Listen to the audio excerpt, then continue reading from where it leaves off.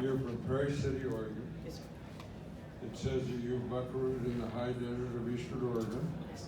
the Mustangs, and you were nominated Female Poet of, huh, International Western Music. I'm impressed.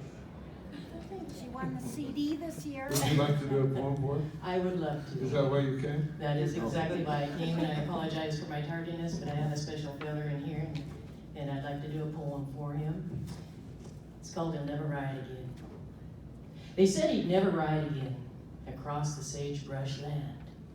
They said he'd never ride again, that a rope no longer fit his hand. The day they made that decision was a day they thought he'd cry. For the day they made that decision was a day they thought he'd die. Now it was morning out on line camp. He remembers like yesterday, just him, 10 horses and 4,000 head to fill his summer days on the YP Ranch in Nevada. A job like those before. Just him and miles of rolling hills. A typical riding chore. He was heading some cows in the sagebrush. He was pushing hard to take the lead when his horse fell in a badger hole, traveling at breakneck speed. He don't remember the tumble in action. Actually, he don't remember the fall. But when he awoke an hour later, he was alone. That's all he could recall. He lay there in the sagebrush. He knew he wasn't right, for his body was misshapen.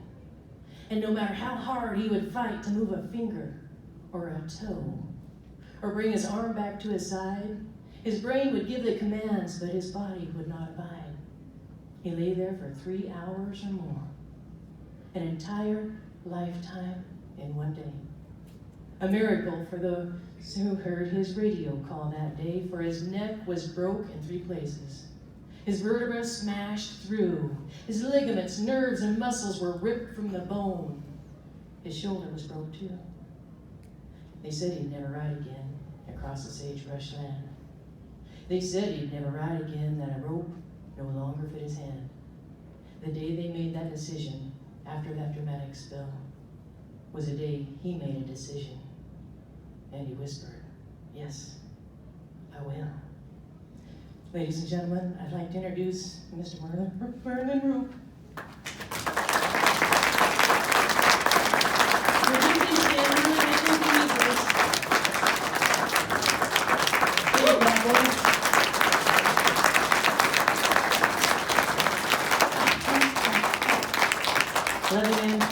That was in the spring of '99 when the accident happened, and I rode with him in the fall of 2001. So I just thought I'd share that with you guys. Thank you. God bless.